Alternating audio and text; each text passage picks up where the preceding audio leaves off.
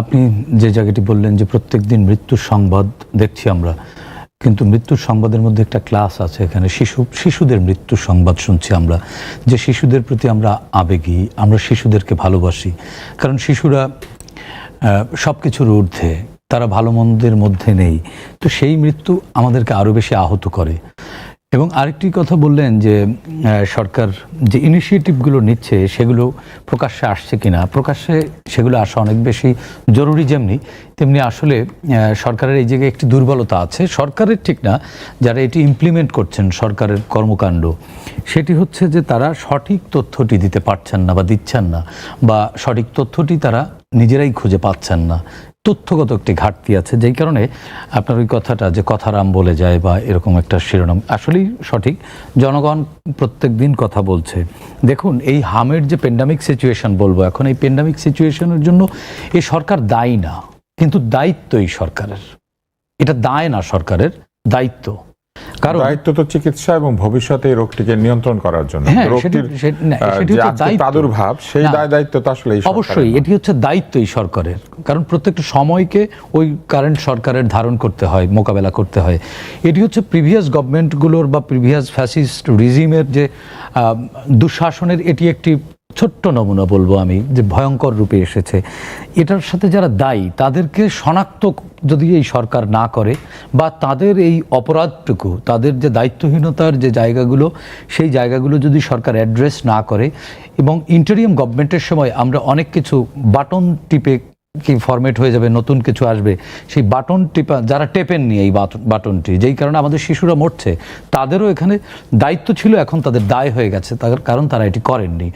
এই সরকারের, নতুন সরকারেরও এখনো পর্যন্ত দায়িত্ব, কিন্তু সরকার যদি এই জায়গাটিতে অ্যাড্রেস করতে ভুল করে, বা সরকার যে এটা ইনিশিয়েটিভ নিতে ভুল করে, বা তাদের ভুল পদক্ষেপের কারণে যদি মৃত্যুর মিছিল আরও দীর্ঘ হয়, দায়টি এসেই সরকারের ঘাড়ের উপরে বর্তাবেই। হ্যাঁ, আপনি যে কথাটি বললেন যে এখন টিকা দিলে সেটি 15 মান্থসের একটা সময় লেগে যায়, প্রথম টিকাটা দিলে 2 থেকে 3 সপ্তাহ লাগে। দেখুন, বিশ্ব স্বাস্থ্য সংস্থা কিন্তু আগেই অ্যালার্ম দিয়েছিল একটা, যে আমাদের এই এই জিনিসগুলো, এই এই রোগগুলো আবার ফিরতে পারে। এখন তো আমাদের সামনে হাম এসছে, তাই আমরা হাম নিয়ে মাতামাতি করি। আমাদের গণমাধ্যমগুলো কোনো খবর দেয় না, কিছু হলেও তো এই খবরগুলো উঠে আসছে, মাঠের বাস্তব চিত্র দেখুন। আমাদের হসপিটালের ভবন আছে, চিকিৎসা নেই। হসপিটালের মেশিন আছে, টেকনিশিয়ান নেই। আমাদের বিগত রিজিম শুধু ডেভেলপমেন্ট দেখিয়েছে, কসমেটিক্স ডেভেলপমেন্ট, হাইরাইজ বিল্ডিং করেছে, অনেক দামি দামি যন্ত্রপাতি কিনেছে, কিন্তু টেকনিশিয়ান সৃষ্টি করেনি। তারা চিকিৎসার জন্য বিদেশে গেছে, তারা সেখান থেকে বেঁচে ফিরেছে। বাট আমার এখন যারা মরছে, দেখুন, গুলশান বনানীর হাজার কোটি, শত কোটি টাকার মালিকের সন্তান কিন্তু মরছে না, মরছে আমার কৃষকের সন্তান, আমার ক্ষেত মজুরের সন্তান, আমার রিক্সা চালকের সন্তান, বা হতদরিদ্র বা মধ্যবিত্ত ফ্যামিলির শিশুরা মরছে। এ দায় তখনই এই সরকার দায়ী হয়ে যাবে যদি এগুলো সঠিকভাবে দায়িত্ব পালন না করে। এবং আরেকটি কথা বলছেন যে এটি যে শিশু মৃত্যুর যে রেটটা ডে বাই ডে বেড়ে যাচ্ছে, স্বাভাবিকভাবেই শিশুদের ইমিউনিটি সিস্টেমটা একটু দুর্বল থাকে। এবং এর অন্যতম কারণ কি জানেন? এর অন্যতম কারণ কিন্তু পুষ্টিহীনতা। মিজেলসের প্রধান কারণ এটা, শিশুরা মৃত্যুর কোলে ঢলে পড়ে কিন্তু পুষ্টিহীনতার কারণে। তার মানে বিগত শাসনামলে আমাদের মায়েরা পুষ্টিহীনতায় ভুগেছে, যেই কারণে তারা অপুষ্ট শিশু জন্ম দিয়েছে। এই অপুষ্ট শিশু দুর্বল রোগ প্রতিরোধ ক্ষমতা নিয়ে জন্ম নিয়েছে। এখন মিজেলস এসছে, আমরা শিশুদেরকে হারাচ্ছি, কালকে আরেকটা আসবে, আমরা আবারও হারাবো। এভাবে দফায় দফায় আসতে থাকবে, আর আমরা মিছিল করতে থাকবো। তুষার ভাই, আপনি যে প্রশ্ন করতে থাকবেন, কত প্রশ্ন, উত্তর তো সরকারের দিতে হবে। সেই জায়গাটিতে আমার কাছে মনে হয় সরকারের উদ্যোগ আছে, কিন্তু বাস্তবায়নের আন্তরিকতার যে জায়গাটি মাঠ পর্যায়ে, সেই জায়গাটিতে ঘাটতি আছে। এবং এটি টিকা দিয়ে শেষ করা যাবে না। আমার তো সবার আগে সমন্বিত একটি উদ্যোগ নিতে হবে। আমার মায়েদের তো পুষ্টি নিশ্চিত করতে হবে, শিশুদের পুষ্টি নিশ্চিত করতে হবে। ভ্যাকসিন যেমনি জরুরি, শিশুদের পুষ্টির বিষয়টাও নজরে আনা অনেক বেশি জরুরি। আমার দেশের সরকারগুলো যখন যেই জিনিসটা প্যান্ডামিক আকার ধারণ করে, তখন সেই বিষয়টি নিয়ে মাতামাতি করে, অনেক বেশি উদ্যোগ দেখি। এখন যে শিশু আক্রান্ত হলো, তাকে ভ্যাকসিন দিয়ে লাভ কি? ভ্যাকসিন দিলে কি এটা ভালো হয়ে যাবে? মিজেলস তো ভ্যাকসিনে ভালো হয় না। ভ্যাকসিন তো প্রতিরোধক, এখন তো প্রতিষেধক দিতে হবে। প্রতিষেধক দেওয়ার জন্য যেই ইনফ্রাস্ট্রাকচার, যেই ট্রিটমেন্টের যে ইকুইপমেন্টস, যেই আয়োজন দরকার, সেই আয়োজন নেই।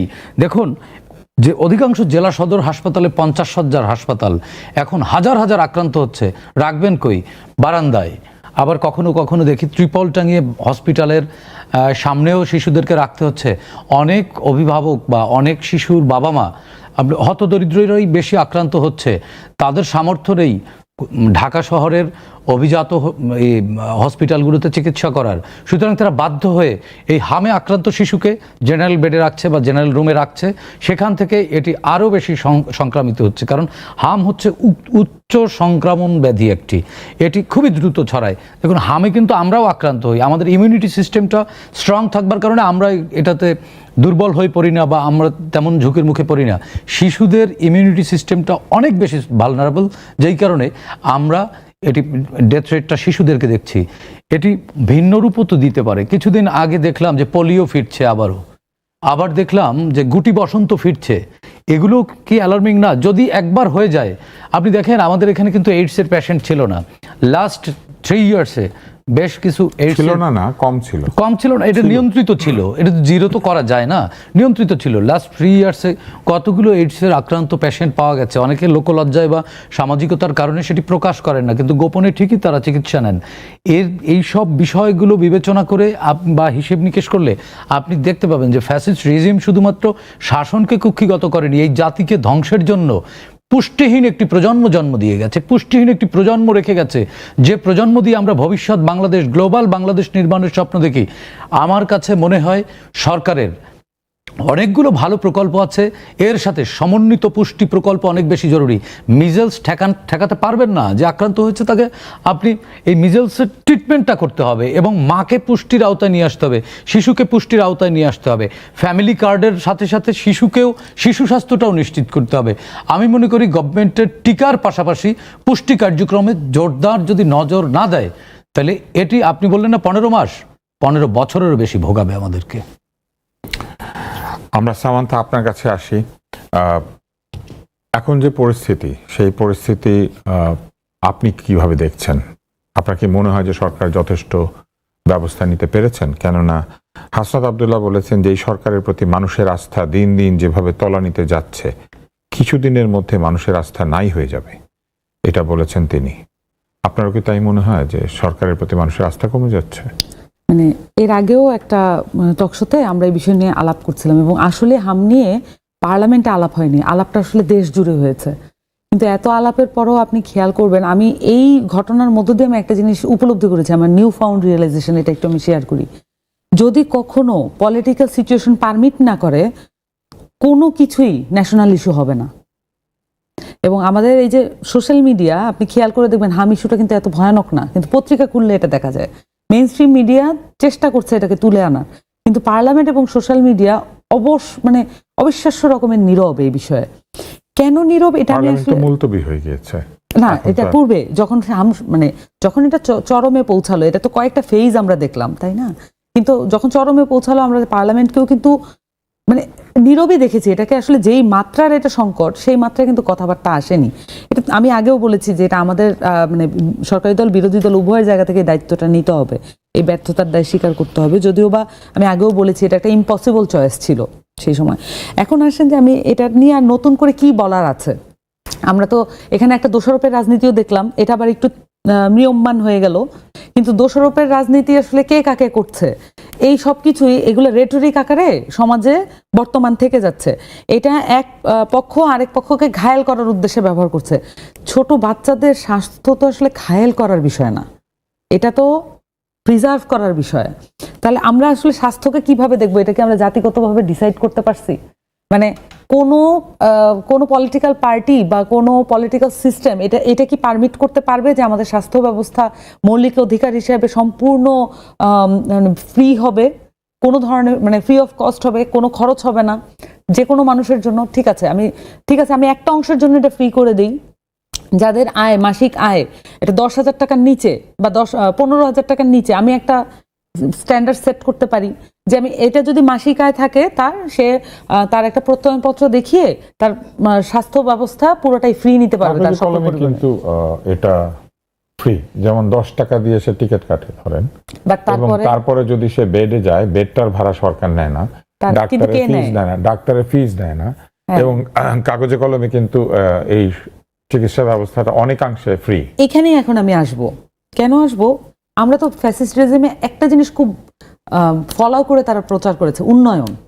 আমরা ভেবেছি যে যত চকমকে এবং যত উঁচু বিল্ডিং, যত মানে যত একদম চকচকে বিল্ডিং যত বেশি হবে তত বেশি আমরা উন্নয়ন দেখতে পাবো। এবং রামপাল বিদ্যুৎ কেন্দ্র যখন নতুন করে উদ্বোধন হলো, তারপর আমরা ওইরকমই আরেকটা আভাস কিন্তু দেখতে পেলাম। কিন্তু উন্নয়ন কি আসলে আমাদেরকে স্বাস্থ্য নিশ্চিত করে কিনা, যেগুলো আসলে একদম হিউমেইন প্রয়োজন, মানে একদম মানুষ হিসেবে জন্মালে যেটা আপনার প্রয়োজন হবে, উন্নয়ন তো আবার সেটা নিশ্চিত করছে না। কেন এটা নিশ্চিত করে না? কিছু কিছু উন্নয়ন করে, কিছু কিছু উন্নয়ন করে না। ওইটাই আমি আসছি যে কেন, কোন উন্নয়ন করে, কোন উন্নয়ন করে না। উন্নয়নের একটা দৃশ্যমানতার ব্যাপার আছে, প্রদর্শনবাতিকতার ব্যাপার আছে। যখন আপনার উন্নয়নটা দেখাতে হয় তখন আপনাকে এক্সট্রাঅর্ডিনারি কিছু করতে হয় অ্যামেজ করার জন্য।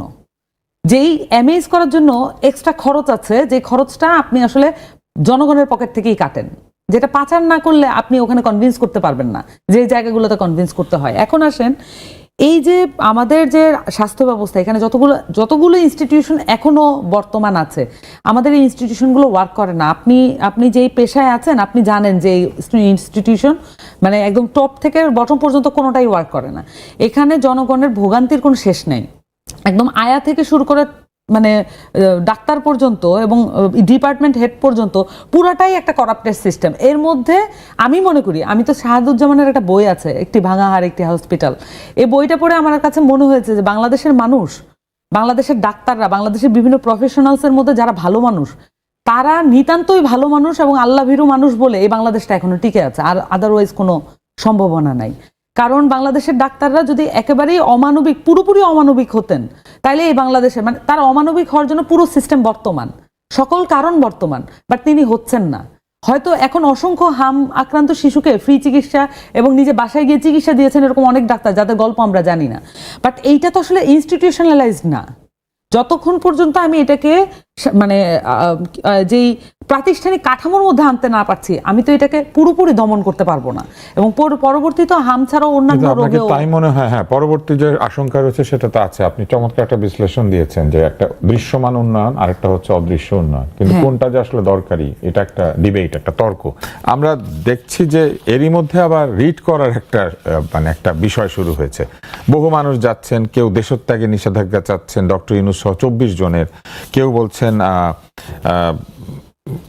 তাদেরকে ইয়েতে নিয়ে আসতে হবে, বিচারের আওতায় নিয়ে আসতে হবে। এবং বিভিন্ন জায়গাতে আমরা লক্ষ্য করছি যে তার অন্তর্বর্তী সরকারের 18 মাসের কর্মকাণ্ডের তদন্ত চেয়ে আরেকটা রিট হয়েছে, মানে রিট আসে খারিজ হয়ে আসে। আপনার কি মনে হয় যে এখানে বিচার বিভাগ এইভাবে বিচার করতে মানে এই বিচার বিভাগের কাছে চাওয়া উচিত, নাকি সরকারেরই একটা তদন্ত করা উচিত? না, এটা দুই পক্ষেরই মানে যৌক্তিক অবস্থান আছে। দেখুন, মানে বিচার বিভাগ সরকারকে নির্দেশ দিবে তদন্ত করো, নাকি সরকার নিজেই তদন্তটা করবে? সরকার সুমোটোও করতে পারে, আবার যে নাগরিকরা রিট করেছে তারা তো এটা তাদের নাগরিক অধিকার। এখন মানে কি বলে বিচার বিভাগ এটি তারা সিদ্ধান্ত নেবে। তার যদি অপরাধ থাকে, দেখুন আপনার একটা কাজ আমার কাছে ভালো নাও লাগতে পারে, আমি এটা চ্যালেঞ্জ করতেই পারি। যদি গণতন্ত্র থাকে, আইনের শাসন থাকে, সেক্ষেত্রে আইন যারা বিচার বিভাগ এটি তদন্ত করে দেখতে পারে তার অপরাধ কতটুকু। ইউনূসের দেশ ত্যাগে নিষেধাজ্ঞা চেয়ে যারা রিট করেছে তারা হয়তো তাদের অবস্থানে ঠিক আছে। আবার যারা এই রিটের বিরোধিতা করছে, যেমন আমি কিন্তু এর পক্ষেও না বিপক্ষেও না। যদি ইন্টারিয়াম গভর্নমেন্টের সময় কোনো অপরাধ হয়ে থাকে, সেটি সরকারের উচিত নিজের একটা তদন্ত করা। কারণ এই মিজেল চলে আসছে, অনেকে কিন্তু আমরা দায়ী করছি অন্তর্বর্তীকালীন সরকারের স্বাস্থ্য উপদেষ্টাও এই কাজটি করেননি, বা উনি বরাদ্দ এসেছিল সেই বরাদ্দ ফেরত দিয়েছেন, বা এরকম কিছু একটা ঘটনা ঘটেছে।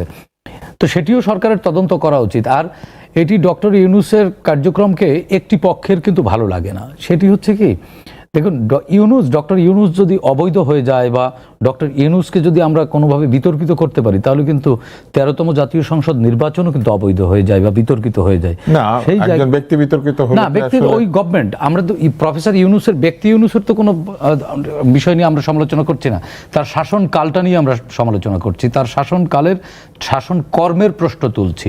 সুতরাং তার কর্ম যদি ভিত্তিহীন হয় বা অন্যায় হয়, তাহলে তার এই কর্মটা না, প্রশ্নবিদ্ধ সব হয় না? কাজ তো আর অন্যায় না, দু একটা থাকতে পারে। তাহলে এটা কেমন? ধরেন আব্দুল নূর তুষারের দাড়িটা ভালো লাগে, গোফটা ভালো লাগে না, এটা হয় না। না, কিন্তু আমি আপনাকে অন্যভাবে বলি, জি। একটা সরকারের অনেকগুলি মন্ত্রণালয় থাকে, কোন একটি মন্ত্রণালয়, দুইটি মন্ত্রণালয় ব্যর্থতা দেখাতে হ্যাঁ, পারে, দিন শেষে দায় তার কিন্তু জন্য দিন প্রধানের। শেষে তো প্রধানের দায়িত্ব নিতে দায়। হয়। সেই- সেইভাবে তিনি সেই দায়িত্ব নেবেন। দায়টুকু- তিনি সেই তার দায়টুকু সকল মন্ত্রণালয় তার আন্ডার না। পারফর্ম করে নাই। সেই দায়টুকু সরকারের তদন্ত করা অবশ্যই বেশি জরুরি, কারণ ওই সময় যদি কোনো অপকর্ম ঘটে থাকে, ওই দায় যদি এই নতুন সরকার তদন্ত না করে, তাহলে ওই দায় এসে এই সরকারের ঘাড়ের যেমন উপরে চাপবে। Very মন্ত্রণালয় simple. কিন্তু অর্থ ফেরত দেয় না। মন্ত্রণালয় যেটা করেছিল সেটা হচ্ছে তারা ইউনিসেফ এবং গ্যাভির মাধ্যমে যে টিকাটা সংগৃহীত হয় সেই পদ্ধতিটা বাতিল করে দিয়ে, কারণ ওইটা এক ধরনের সরাসরি তারা দিতে তারা পারতো। সেটাকে খোলা টেন্ডারে দিয়ে দিয়েছে, ওপেন টেন্ডারে দিয়েছিল। সেইটা পিপিআর যে রয়েছে প্রকিউরমেন্ট রুলস, সেই অনুযায়ী ঠিক আছে ওপেন টেন্ডার, কিন্তু এই বিষয়ে আসলে জরুরি ক্রয় খুবই জরুরি ছিল না, ওটা ওই এই গ্যাভির সিদ্ধান্ত মাধ্যমে নেওয়াটাই এর আগেও তো সিদ্ধান্ত নিয়েছে। গ্রহণের এটা একটা ব্যর্থতা আর কি, কিন্তু এমন নয় যে তারা টাকা ফেরত দিয়ে দিচ্ছে, না, ব্যাপারটা তা নয়, তারা পরিকল্পনা বাতিল করে না, এটা দিয়েছে। ব্যর্থতা তখনই যদি এর ব্যাড ইম্প্যাক্ট না থাকতো। এটা যেহেতু একটা ব্যাড ইম্প্যাক্ট চলে আসছে, তার মানে এটা দায়। তাহলে এইটার দায় কি এটা নেবে না? দায়। মানে আমি আপনি তো গোফদারির সেটা যে বলছি সংজ্ঞা না। দিলেন, না। সেই সংজ্ঞায় কি এটা একটা না, অন্যায় না? সেটা তো অবশ্যই। এই জায়গাটুকু তো আমি শুরুতেই প্রথম পার্টি তো আমি বলেছি যে যারা এখানে দায়ী, তাদের এই দায়টুকু যদি খুঁজে না বের করেন এই নতুন সরকার, তাহলে এই দায় সেই সরকারের ঘাড়ের উপরে বর্তাবেই। আমরা সামান্থা আপনার কাছে আসি। এই যে রিট হচ্ছে একদিকে, যেমন আরেকদিকে আরো একটি বিষয় আমরা দেখেছি যে হত্যার অভিযোগে সিদ্ধিরগঞ্জ থানার 2 মামলায় নারায়ণগঞ্জ সিটি কর্পোরেশনের সাবেক মেয়র সেলিনা হায়াত তিনি জামিন পেয়েছেন এবং এই জামিন বহাল আছে। আপনার কি মনে হয় যে বিচার ব্যবস্থা কি স্বাধীনভাবে কার্যক্রম চালাচ্ছে বলে? আমি বিচার ব্যবস্থা আলোচনা সমালোচনা জানতে চাই না, আমি বলতে চাইছি যে আপনার কি মনে হয় যে এখন কি মানুষ মনে করছে যে অধিকতর স্বাধীন বলে তারা রিট আবেদন করতে পারছে, জামিন চাইতে পারছে? স্বাধীন আগেও ছিল, আগেও রিট হয়েছে, আপনার যদি মনে থেকে থাকে। রিট তো গৃহীত হয় নাই, মানে ইন্টারিম চলাকালীনও এই অ্যাপ্রোচগুলো ছিল এবং আইনগতভাবে ওই ইন্টারিমকে প্রশ্নবিদ্ধ করার, গণভোট হবে কি হবে না, এগুলো নিয়ে অনেক আইনি একটা চেষ্টা আইনি চলেছে। জটিলতা তৈরির চেষ্টা এইগুলো ছিল, এগুলো থাকবেই স্বাভাবিক। কিন্তু ধরেন এই যে ইন্টারিমের সময় আমার মানে স্বাস্থ্য খাতে যেই ভগ্নদশা হয়েছে, যেখানে আসলে আমাদের খুবই ইম্পর্টেন্স ছিল। আপনারা কিন্তু তখন একাধিকবার এই স্বাস্থ্য উপদেষ্টার সমালোচনা করেছিলেন। শুধু সমালোচনা না, আমরা তার রিমুভাল চেয়েছিলাম। আমরা বলছিলাম তার পদত্যাগ করা উচিত। এখানে একজন ক্যাপেবল লোক যিনি এ পুরো ভেঙে পড়া দশাটাকে উদ্ধার করতে পারবেন, কারণ এখানে শহীদ ফ্যামিলি এবং আহত যারা, তাদের কনসার্ন জড়িত ছিল। শুধু তাই না, এইখানে মানে আপনি যদি একটা দেশের মানুষকে অন্তত সুস্থ স্বাভাবিক রাখতে পারেন, তাহলে তো আপনি একটা শাসনামল ভালোভাবে কাটাতে পারবেন। এটা একটা কমন আন্ডারস্ট্যান্ডিং। কিন্তু যেহেতু এটা পারফরমেন্স, আপনি যেটা বললেন না, ওনার প্রকিউরমেন্ট রুলস ফলো করেছেন, ওনারা তো একটা পারফরমেন্স দেখাইছেন, কিন্তু ওনারা যে সবকিছু এরকম বাই দ্য বুক করেছেন এটা তো আমি মনে করি না, কারণ অনেক জায়গায় অ্যানোমালি আছে এবং শহীদ আহত অনেকে কিভাবে চিকিৎসা নিবে এটার কোনো সঠিক গাইডলাইন ছিল না। ওনারা যে কোন গ্রেডে পড়বে আহতরা, এখানের মধ্যে অনেক অ্যানোমালি আছে। আপনি দেখবেন যে একই সিমিলার আহত, উনি হয় একজন বি গ্রেডে একজন সি গ্রেডে, এটার লজিক উনি কোথা থেকে বের করেছেন? এগুলো অনেক কিছু তাদের কাছে কিভাবে সুপারিশ এসেছে এটার উপরে ডিপেন্ড করেছে। সো এই বিষয়গুলোকে তো মানে ওই যে যখন আপনার পলিটিক্স হয়ে যায় পারফরমেন্স, যখন গভর্নমেন্ট জব হয়ে যায় পারফরমেন্স, তখন হচ্ছে আপনার দৃশ্যমান, আমি আগেও বলেছি, প্রদর্শনবাতিকতা একটা সমস্যা আমাদের দেশের মধ্যে। আপনি যেই পেশাই থাকুক না কেন, যে যত বেশি মানে ভালো করছে, এটা প্রদর্শন করতে পারে, দেখানোটাই এটা মেইন কাজ হয়ে পড়ে। কিন্তু আমাদের যেটা বুঝতে হবে যে ভালো মানুষ, আসলে ভালো মানুষ হওয়া আর ভালো মানুষে প্রিটেন্ড করা দুইটা আলাদা বিষয়, দুটো এক না। তাহলে এটা তো আমাদের একটা, আমরা মোটামুটি হয়তো প্রত্যেকের ব্যাপারে আইডেন্টিফাই করতে না পারলেও কমন আন্ডারস্ট্যান্ডিং কিন্তু বুঝি। সো ওনারা প্রকিউরমেন্ট রুলস ফলো করতে গিয়েছেন এমন একটা বিষয়ে যেখানে আসলে প্রকিউরমেন্ট রুলস ফলো করার জন্য তারা কোনো বিশেষজ্ঞের মতামত কিন্তু তখন নেন নাই। এমন নাই যে তারা মানে এই হামের যে প্রাদুর্ভাব এটা বাড়তে পারে কিনা এটা নিয়ে কি উনি কনসাল্ট করেছেন? আমার জানা মতে নেই, আপনি কি পেয়েছেন কিনা? না, আসলে তখন তারা একটা বিষয়ে ব্যস্ত ছিলেন যে অতীতের সরকার আসলে নানান ধরনের দুর্নীতি করেছে, তারা মনে করেছেন যে এই প্রসেসটাই বাদ দিয়ে দিলে দুর্নীতি বাদ হয়ে যাবে। কিন্তু ওনারা প্রসেসটা যাদের মাধ্যমে হতো, গ্যাভি বা ইউনিসেফ, তারা তো আসলে দুর্নীতি মুক্ত এক ধরনের প্রতিষ্ঠান, তারা দুর্নীতিকে অত্যন্ত খারাপ মনে করে। আর এই পাশে তো ওনারাই ছিলেন। আগের সরকার যদি দুর্নীতি করে থাকে, তো ওই সরকার তো ছিল না, সরকারি সাইডে আমলাতান্ত্রিক ব্যবস্থাটা ছিল, এটা ট্রু। আমলাতান্ত্রিক ব্যবস্থাটা ছিল, কিন্তু সেটাও বদল হয়েছিল। নতুন সচিব এসেছে, স্বাস্থ্য সচিব, স্বাস্থ্যে নতুন নতুন নিয়োগ হয়েছে, এবং দুজন উপদেষ্টাই তো জুলাইয়ের পক্ষের মানুষ। আমাদের এইখানে তুষার, আমি একটা নতুন টপিক আনি, এটা আপনার টপিকের মধ্যে নাই, আমি এই প্রসঙ্গক্রমে বলি। অবশ্যই। সেটা হচ্ছে যে আমাদের এখানে আমলাতান্ত্রিকতা নিয়ে, আমলাদেরকে আমরা কিভাবে পলিটিক্যালি দেখবো, কিভাবে ডিল করব, এই পলিটিক্সটা এখনো বাংলাদেশে আসে নাই। না, আমরা সবকিছু নিয়ে কথা বলি, আমরা সিস্টেম নিয়ে কথা বলি, আমরা মানে তত্ত্বাবধায়ক সরকার নিয়ে, নির্বাচন ব্যবস্থা নিয়ে, এবং দুর্নীতি যাতে না করে পলিটিশিয়ানদের কিভাবে আটকানো যায়, এই বিষয়গুলো নিয়ে আলাপ করি। কিন্তু আমলাদেরকে আমরা পলিটিক্যালি হ্যান্ডেল করব কেন? আমলারা তো প্রজাতন্ত্রের কর্মচারী, তাদের তো রাজনীতি থাকার কথা না। পলিটিক্যালি হ্যান্ডেল করলেই তো আমলারা আর আমলা মানে তারা তো আমলা হয়ে থাকবে, তার আদার দেন একটা মানে সোসাইটির সবচেয়ে উঁচু অংশ হয়ে থাকবে। বরঞ্চ আমি পলিটিক্যালি না হ্যান্ডেল করেও কিভাবে আমরা ইনস্টিটিউশন চালাইতে পারি, এটার একটা আমাদের গোল সেট করা লাগবে, এটা একটা ন্যাশনাল গোল হওয়া লাগবে, এবং পলিটিক্যাল পার্টিগুলোতে ওই গোলে একমত হতে হবে। কারণ এখানে যেটা হচ্ছে আমরা রাজনীতি মুক্ত আমলাতন্ত্র, আমরা রাজনীতি মুক্ত কোনো তন্ত্রই পাই না। সবাই চায় নিজের মানুষ থাকুক। এটা আমাদের ভাগ্যের অংশ, এটা যে আমরা যে সব মানুষই কি নিজের মানুষ না? এইটা তো এখন আমরা ফিলোসফিক্যাল তর্কে ঢুকবো, কিন্তু আমি যেটা বলতে চাচ্ছি যে এইটা আসলে আপনার বাংলাদেশের যে কাঠামো, কলোনিয়াল কাঠামো এবং কলোনিয়াল পলিটিক্যাল পার্টির সিস্টেমের কারণে এই বিষয়টা ঘটে। কারণ আপনি নিজেকে সেফ রাখতে চান, আপনার আশেপাশে আপনার বিশ্বস্ত লোক যদি না থাকে, আপনি তো নিজেকে সেফ রাখতে পারবেন না। কারণ আপনাকে হটানোর জন্য সার্বক্ষণিক ষড়যন্ত্র যদি চলমান থাকে সবসময়, সেটা তো এখন হওয়ার সম্ভাবনা কম। বিরোধী দলে আপনারা, বিরোধী দলে এমন মানুষ নাই যে হটিয়ে দিতে চায়, মানে ষড়যন্ত্র করে হটাবে, নাকি আছে? এই বিষয়টা কি এরকম যে এটা তো একটা আতঙ্ক সার্বক্ষণিক থাকে, এটা তো অভ্যাসের অংশ। কারণ বিএনপি তো এর আগেও সরকার গঠন করেছে, এর আগেও রাষ্ট্র পরিচালনা করেছে, এটা তো তার অভ্যাসের অংশ হয়ে দাঁড়াবে। একই বিষয় কিন্তু আওয়ামী লীগের ক্ষেত্রেও হবে, কারণ তারা উভয়ে স্টেট পারফরমেন্স করেছে, এবং স্টেটে তারা দেখেছে যে তারা সবসময়ই মনে করে যে আমি যদি আমার নিজের লোক দিয়ে পরিবেষ্টিত না থাকি, তাহলে আমি যথেষ্ট পরিমাণ এনফোর্স করতে পারবো না আমার কমান্ডগুলো, এবং কমান্ড এনফোর্সেবল না হলে তারা মনে করে যে পলিটিক্যালি সে লুজ করবে। এবং এইখানে আসলে যত পরিমাণ আমি সাইদ ভাইয়ের কাছে, না নিশ্চয়ই আপনি বলেন, আমরা তারপরে বিরতিতে যাব। এই পলিটিক্যাল সিস্টেমটা এত বেশি চড়া এবং অনুভূতি সম্পন্ন হয়ে থাকে, অনেকে পলিটিক্সও করে অনেক কিছু এত ডেডিকেশন দিয়ে এত পলিটিক্স করতে হবে কেন? এটা আমি মাঝে মাঝে আমার লজিকে আসে না, যে আপনি যখন অনেক কিছু আপনি ইনভেস্ট করেন তখন না এগুলো তোলার ব্যাপার থাকে। আপনি যদি 9 to 5 আরেকটা জবের মতো পলিটিক্সকে দেখতে পারতেন, বা আমাদের পলিটিক্সে যদি এত কিছু ইনভেস্ট করতে না হতো, মানসিক শান্তি, সুস্থ স্বাভাবিক পরিবার, এই সমস্ত কিছু যদি ইনভেস্ট করতে না হতো, তাহলে কিন্তু এটা তোলার তারাটা আর থাকে না যখন পাওয়ারে যাবে। আমাদের ওল্ড পলিটিশিয়ানরা, আমাদের ওল্ড পলিটিক্যাল পার্টি সিস্টেমটা এরকম, এবং সেই জন্য আমরা দেখলাম তিনি পরিবারকে সময় দিতে চান। আপনি যে ইনভেস্টমেন্টের কথা বললেন, উনি তো সেরকম করছেন না। আমি এই জায়গায় একটু অনেক স্বাভাবিক মানুষের মতো আচরণ করছেন। সামান্তা শারমিনের আলোচনার রেশ ধরে আমি একটু বলতে চাই। হ্যাঁ বলেন, সময় আছে? বলেন না, আমরা 1 মিনিটের পরে বিরতিতে যাব, আবার আসবো। আচ্ছা, আমি 30 সেকেন্ডেই বলি। সেটি হচ্ছে যে সামান্তা শারমিন অত্যন্ত ভালো কথা বলেছেন, যে ওল্ড পলিটিক্যাল সিস্টেমটাই এরকম হয়ে গেছে, যে কারণে আমরা নানানমুখী ঝামেলায় বা তোলার একটা মানসিকতায় থাকি। আমরা তো আমাদের রাজনৈতিক সংস্কৃতি নির্মাণ করিনি। অভ্যুত্থান পরবর্তী সময় তারা বলেছিল নয়া একটা বন্দোবস্ত দিবে, হ্যাঁ, তো কই নয়া বন্দোবস্ত? সেটাও তো শুরু করেনি। সামান্তা শারমিনদেরকে দেখে তো আমরা আশাবাদী ছিলাম যে নতুন কিছু পাচ্ছি, তো নতুন কিছুর ঘোষণা দিয়ে আমরা পেয়েছি। কোথায় পেয়েছি? নতুন পেয়েছি, কিছু গালাগালি পেয়েছি।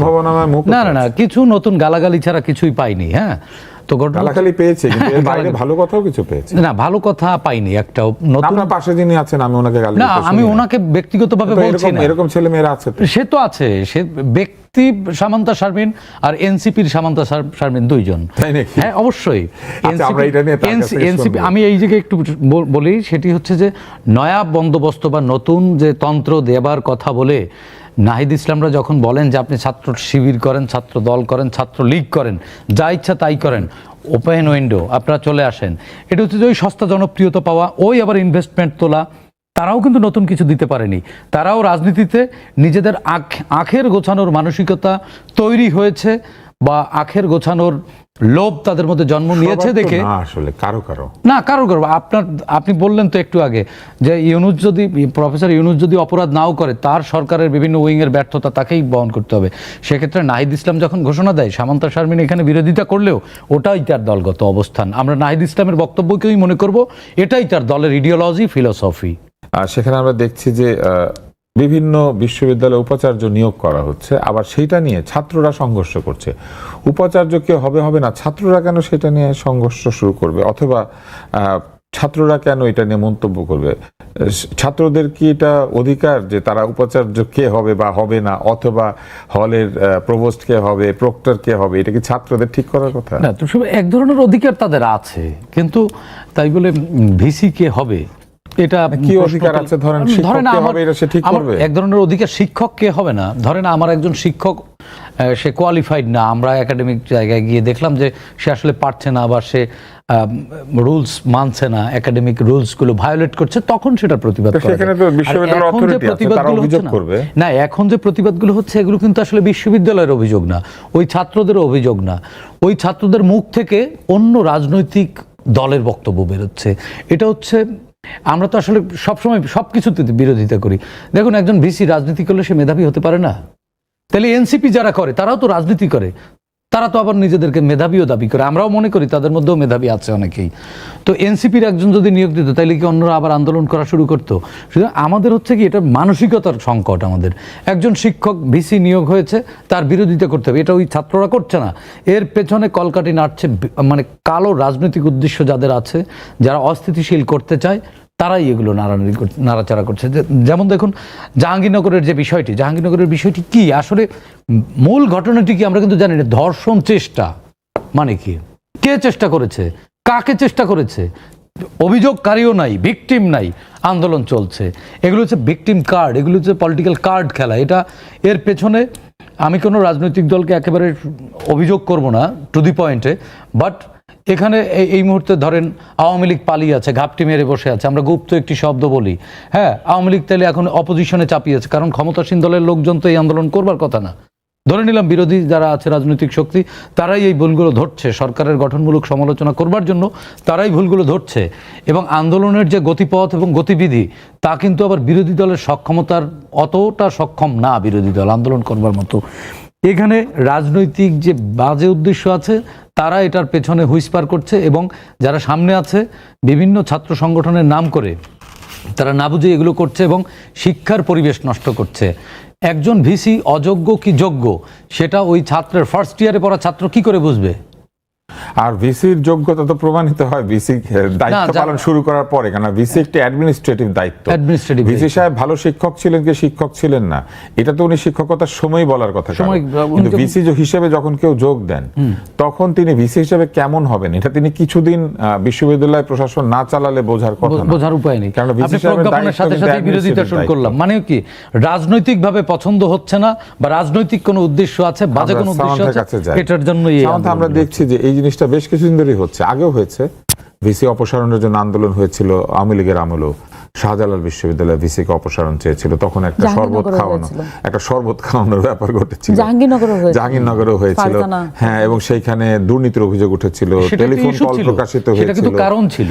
কিন্তু এখন একই রকমের বিষয় দেখা যাচ্ছে, কিন্তু এই ভিসিদের তো কোনো ব্যাগেজ নাই, মানে এরা তো একেবারেই নতুন ভিসি এবং তারা দায়িত্ব পালন করেন নাই, অথচ এটা নিয়ে ঝগড়াঝাটি হচ্ছে। মানে আমি আপনাকে বলি তুষার ভাই, মানে আন্দোলন করার এবং রাজনীতি করার একটা সিস্টেম আছে, এই সিস্টেমের বাইরে গিয়ে নর্মসের বাইরে এগুলো করা যায় না, উচিত না, এটা সোশ্যাল কন্ট্রাক্ট ভেঙে পড়ে। আমরা এখানে সোশ্যাল কন্ট্রাক্টের বাইরে নানান রকমের রাজনীতি এখন দেখতে পাচ্ছি, এগুলো খুবই ক্ষতিকর হচ্ছে পুরো দেশব্যাপী। দেখেন, আমরা যখন ইউনিভার্সিটিতে পলিটিক্যাল কোনো আন্দোলন গড়ে তুলতাম এবং আমাদের কোনো ইস্যুস যদি ক্যাম্পাসে ঢাকা বিশ্ববিদ্যালয় কেন্দ্রিক থাকতো, আমরা প্রথম দিন যেটা করতাম সেদিন হচ্ছে আমরা একটা প্রেস ব্রিফিং করতাম, পরের দিন একটা মানববন্ধন করতাম, 4 দিন পরে একটা সমাবেশ ডাকতাম, 1 সপ্তাহ পরে একটা মহাসমাবেশ বা যাই হোক অবশ্যই একটা তো আপনি প্রথম দিনেই আপনি তো কাউকে থ্রেট দিতে পারেন না, প্রথম দিনে আপনি তাকে ওয়ার্ন করবেন। আপনি একজন নাগরিক হিসেবে আপনি তো আরেকজনকে আপনি যে সাবধান করছেন এবং আরেকজন সাবধানতা শুনছে, এটাও তো একটা সৌন্দর্য। এটাও তো আন্দোলন, এটাও তো একটা আন্দোলন। এটা তো আপনার একটা, এইটা তো আপনি কনভারসেশনে লিপ্ত হলেন তখন। এবং আমি স্টুডেন্ট বডি হিসেবে আমি অ্যাডমিনিস্ট্রেশনের সাথে আমি চ্যালেঞ্জ করব, আমি আন্দোলনে যাব এবং আমি তাদের সাথে আর্গুমেন্টেশনে লিপ্ত হবে, ইটস মাই রাইট। আমি মানে একাধিক সময় এটা করেছি, কিন্তু আমরা একটা প্রসেসের মধ্য দিয়ে গিয়েছি। এবং আমাদের সময় আমরা হচ্ছে ছাত্রদেরকে অনশনে বসতে নিরুৎসাহিত করতাম, কারণ অনশন হচ্ছে আপনার লাস্ট স্টেপ।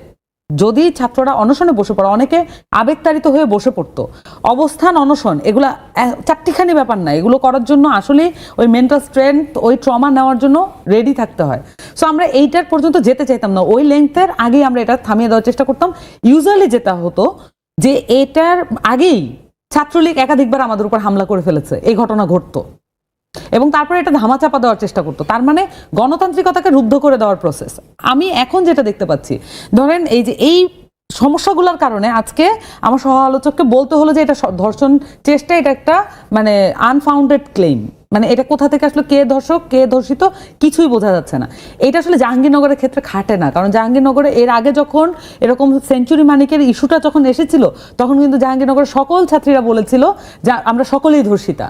তো জাহাঙ্গীরনগরকে এটা আর বলা যায় না, এখন তো সামান্তা শারমিন, এখন তো মানিক নাই, আমি আসছি, এখন তো একজন মানিক ছিল তখন, এখন কে আসলে?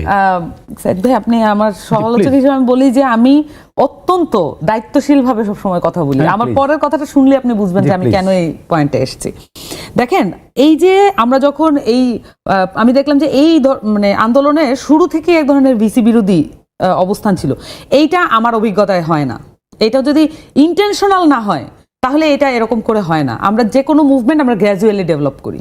সো আমি নিজেও মনে করি যে আপনি ভিসির কাছে বিচার না চাওয়ার আগেই আপনি ভিসির পদত্যাগ চেয়ে ফেলছেন, এবং আমরা তো ওই স্টেপগুলো দেখিই নাই।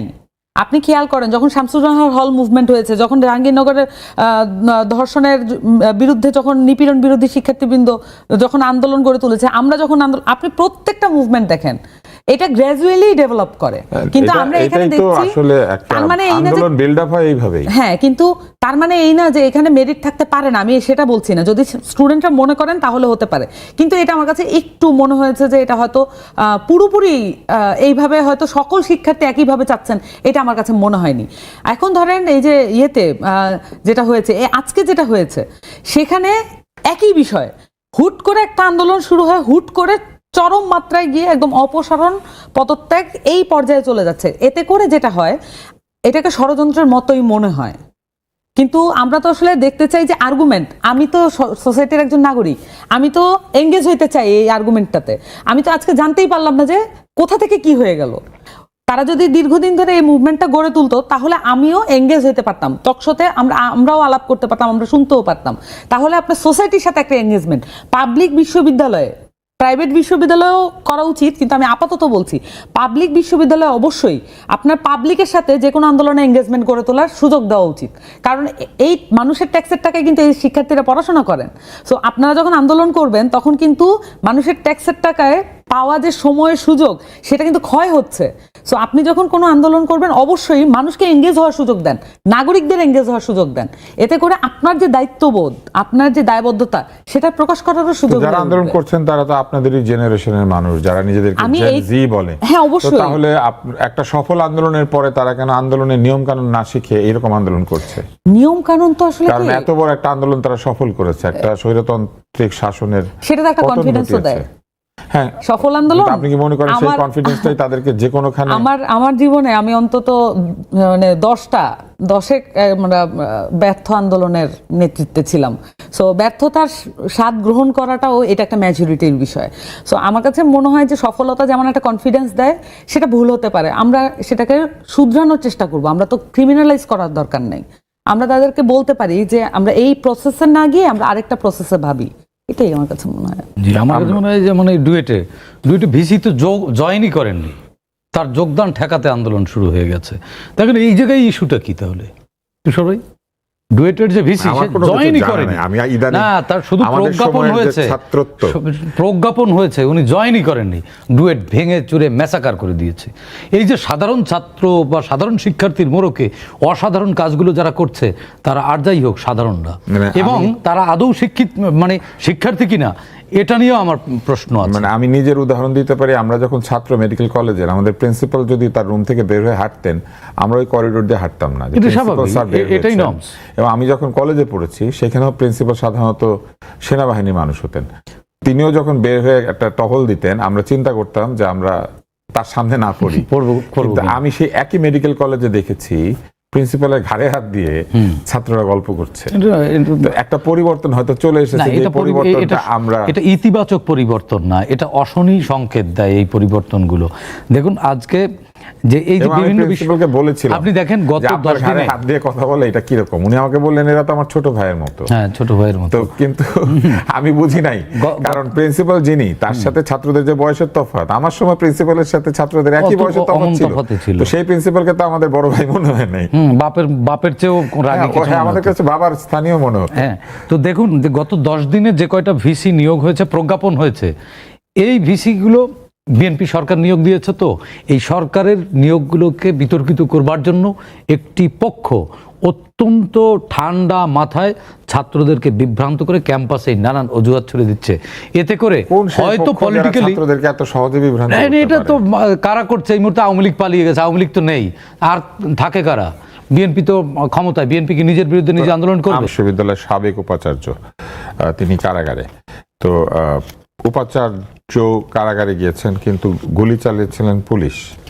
তো আপনার কি মনে হয় যে সকল উপাচার্যেরই ভবিষ্যতে এরকম দায়িত্ব নিতে হতে পারে যদি পুলিশ ক্যাম্পাসে ঢুকে পড়ে? সকল উপাচার্য না, আমি যদি জুলাই 24 নিয়ে আলোচনা করি, সেক্ষেত্রে আমি নিজেই তো গুম হয়ে যাওয়া মানুষ, আমার এই এখনো হ্যান্ডকাপের দাগ যায়নি। আমি জুলাই 24কে একটু ভিন্নভাবে দেখি। এখানে গুলি করলেই যে আসামি বা গুলি করলেই যে অপরাধী, বিষয়টা এরকম না। আপনি বলছেন বেগম রোকেয়া বিশ্ববিদ্যালয়ের ভিসি কনভিক্টেড হয়েছে, তিনি তার ক্যাম্পাসে পুলিশ গুলি চালিয়েছে তো তার উপস্থিতিতে। সুতরাং কোনো পাবলিক ইউনিভার্সিটির ভিসির অনুমতি ছাড়া ক্যাম্পাসে কিন্তু law enforcement agency role play করতে পারে না, ডিপ্লয় করতে পারে না। আপনি দেখেন at the same time Sylhet Shahjalal বিশ্ববিদ্যালয়ে ভিসি কিন্তু গেটে এইভাবে বর্ম হয়ে দাঁড়িয়েছিল যে আমার লাশের উপর থেকে গিয়ে আমার স্টুডেন্টদের উপরে গুলি করতে হবে, আমি যেতে দেব না। পুলিশ কিন্তু শাহজালাল ইউনিভার্সিটিতে ঢুকতে পারেনি। রোকেয়া বিশ্ববিদ্যালয়ে 15 তারিখ ঢুকলো কি করে?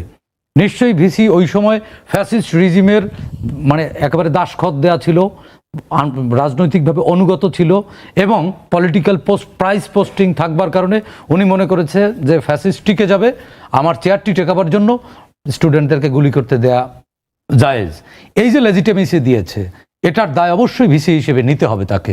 শুধুমাত্র গুলি যে করেছে সেই অপরাধী, বিষয়টা এরকম না। তাহলে তো শেখ হাসিনা একটাও গুলি করেনি। শেখ হাসিনাকে আমরা অপরাধী কেন বলবো? শেখ হাসিনা কোনো গুলি করেছে? অনেক মন্ত্রী তো কোনো গুলি করেনি, তাহলে আমরা কেন তাদেরকে বিচারের কাঠগড়ায় দাঁড় করাচ্ছি? 24-এর গুলি এবং স্বাভাবিক গুলি এক না। 24-এর রক্ত আর স্বাভাবিক রক্ত এক না। তো 24-এ আমি কি মেট্রো রেল পুড়িয়েছিলাম? আমি কি বিটিভি ভবনে আগুন দিয়েছিলাম? আমি একজন স্বাভাবিক সাংবাদিক, আমি একজন রিপোর্টার ছিলাম। আমাকে কেন তাহলে মেট্রো রেল ভাঙচুরের মামলায় দেওয়া হলো? আমাকে কেন ঝুলিয়ে 5 ঘন্টা ঝুলিয়ে পেটাতে হবে? তা আমার অপরাধ খুঁজে পেয়েছিল যে আমি এই খবরগুলো দেশের বাইরে পাঠিয়েছি, জার্মানিতে নিউজ পাঠিয়েছি, দেশ থেকে তথ্য পাচার করেছি, তার মানে দেশের ভাবমূর্তি ক্ষুণ্ণ করেছি। এই অপরাধে আমার যদি জেল খাটতে হয়, মাইর খেতে হয়, তাহলে বেগম রোকেয়া বিশ্ববিদ্যালয়ের ভিসির অবশ্যই ফাঁসি হওয়া উচিত। আবু সাঈদ হত্যাকাণ্ডে তার কতদিন জেল হয়েছে আমি জানি না, তার ফাঁসি হওয়া উচিত। আমি এরকম ভিসিদের ফাঁসি কামনা করি। কারণ আমরা ঢাকা বিশ্ববিদ্যালয়ে এক ম্যাডামকে দেখেছি না, তিনি কেঁদে বলেছেন যে আমার তার বাবা মা, এই সন্তানদের বাবা মা আমাদের কাছে পাঠিয়েছে তাদের সন্তানদের নিরাপত্তার জন্য, আমরা নিরাপত্তা যদি দিতে না পারি তাহলে কিসের শিক্ষক আমরা? আবার দেখেছি জাহাঙ্গীরনগর বিশ্ববিদ্যালয়ের এক শিক্ষক দাঁড়িয়ে বলেছিলেন এই জল্লাদের উল্লাস মঞ্চ আমার দেশ না। আবার রোকেয়া বিশ্ববিদ্যালয়ের ভিসিকে দেখেছি পুলিশকে ঢুকে আবু সাঈদদের মতো শিক্ষার্থীদের বুকে গুলি করতে সহযোগিতা করার। সুতরাং এই সহযোগিতার দায় অবশ্যই নিতে হবে। কারণ এই 1500 বলি আর 2000 বলি বা 800 বলি, এই রক্ত অবশ্যই মীমাংসিত হতে হবে। না 71-কে আমরা মীমাংসা করতে পারিনি, যেই কারণে আজও কে মুক্তিযোদ্ধা কে রাজাকার মীমাংসা করতে পারিনি। 24-কেও যদি অমীমাংসিত রেখে দেই, এই 24-এর যারা আন্দোলন করেছে আমাকে আবারও জেলে যেতে হবে। এর পরের বার যদি মানে শাসন পরিবর্তন হয়, আমার এর পরের বার ফাঁসি হবে। এবার তো 13 দিন জেল। আপনি শুধু একটা শাস্তি চিন্তা করছেন? না, একটা শাস্তি না, আমি 24-এর গোটা 24-কে আমি আলাদা 10 বছরের সাজা হয়েছে না, 10 বছরের সাজা তো কম হয়েছে। এটা আপিল করা উচিত। যে মা তার সন্তানকে হারিয়েছে তার আপিল করা উচিত। কারণ ওই আবু সাঈদের বাবা মা ওই ভিসির কাছে পাঠিয়েছিল তার সন্তানের নিরাপত্তার জন্য, যে আমি শিশু, আমার মানে অশিক্ষিত ছেলে পাঠিয়েছি, বিশ্বমানের সন্তান করে আপনি ফেরত দেবেন। আমরা তো বলি teacher is the second father.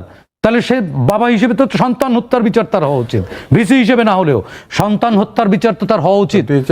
Teacher is the second father, এটা আমরা বলি। আবার টিচারদেরকে গালিগালাজ চলছে, এখন গালিগালাজ করছে। আমরা তো বললাম 24 আমাদেরকে ফ্যাসিবাদ থেকে মুক্তি দিয়েছে, আবার একটি অসভ্য জেনারেশনও দিয়েছে কিছু, সবাইকে বলছি না, সরি সামান্তা, সবাইকে না, কিছু বেহায়া প্রজন্ম জন্ম দিয়েছে, কিছু অসভ্য জন্ম দিয়েছে, যারা বাবা মায়ের সামনেও নানান অঙ্গভঙ্গিতে প্রতিবাদ করে এবং গালাগালি করে, গালাগালিকে তারা প্রতিবাদের ভাষা মনে করে, সেটিও আমাদেরকে দিয়েছে।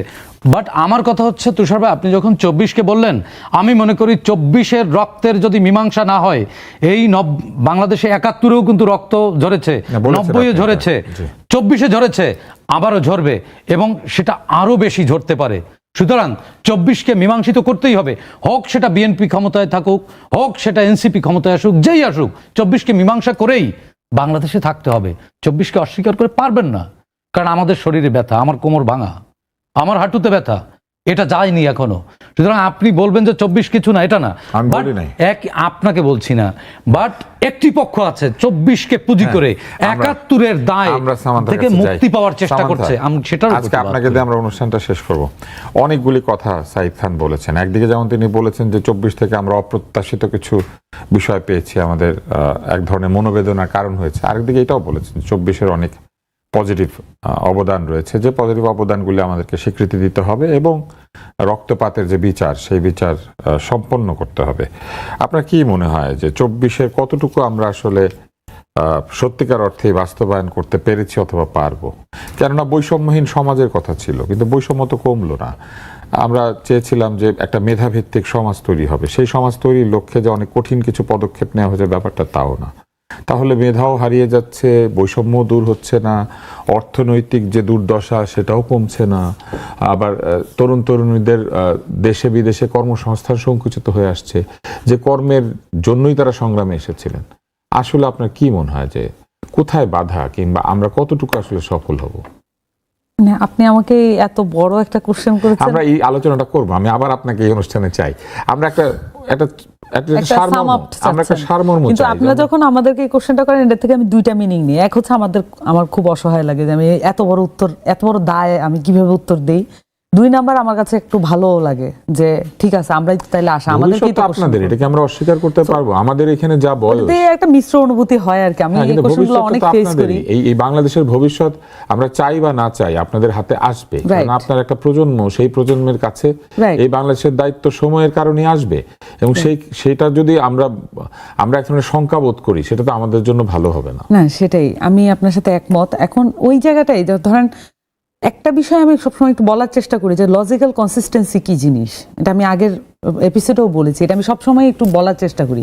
আমরা যা ভাবি, আমাদের কর্মকাণ্ড কি সেটা পারমিট করে কিনা, বা আমরা যেটা বলি যে আমি তো খুব সৎ, কিন্তু আমরা আসলে ওই সততা যেটা আমি ক্লেম করেছি, এটা আমি আমার থ্রু আউট প্রত্যেকটা কাজে এটা মেনটেন করতে পারি কিনা, এটার একটা বিশাল গ্যাপ বাংলাদেশে আছে। এটা আমার কাছে মনে হয় যে এটা প্রত্যেকের ক্ষেত্রেই আছে। ফলত এই মানুষগুলোকে রুল করার জন্য আমাদের দেশের রুলার বা শাসকরা যেমন হয়ে ওঠেন, এটা হয়ে যায় ভয়ানক। কারণ তারা আমাদেরকে, মানে যারা তাদের শাসনের মধ্যে থাকবে, তাদেরকে আসলে মানুষকে আর মানুষ বলে মনে করেন না। তারা মনে করেন এরা তো আসলে কথা দিয়ে কথা রাখে না, আত্মমর্যাদাহীন কিছু মানুষ, তাদেরকে আমার রুল করতে হলে পিটাইতেই হবে, তারা এটা মনে করেন। ফলত এই যে মনে করাটা, আমরা এখান থেকে বাইরে গিয়ে একটা পেশাকে বিবেচনা করি। 1-2টা পেশা আছে যাদেরকে আমরা এটা থেকে বাইরে গিয়ে, আমরা কিন্তু উকিল ব্যারিস্টারদেরকে এই পেশার বাইরে মনে করি না, বা এই ধরনের মানুষের বাইরে মনে করি না। আমরা ডাক্তারকে মনে করি, আমরা শিক্ষককেও মনে করি। তার মানে এই 2টা পেশার স্পেশালিটি কি, তারা প্রমিস করেছেন, তারা ওথ নিয়েছেন যে তারা মানুষের সেবা করবেন এবং মানুষের জন্য ক্ষতি হয় এমন কোনো কিছুই করবেন না।